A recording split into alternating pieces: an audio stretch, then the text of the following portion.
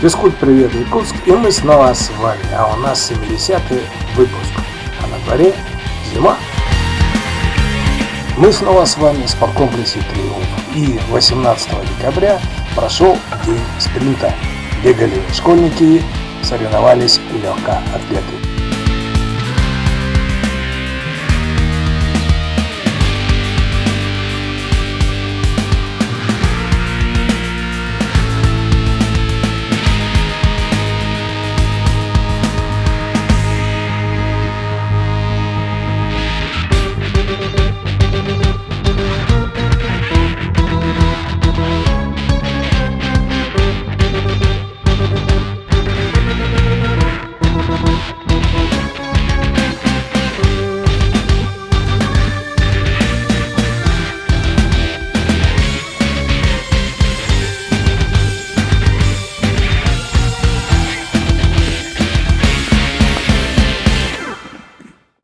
И, конечно, если вы захотите посмотреть результаты, наиболее точную информацию вы найдете на официальном сайте Управления образования города Якутска.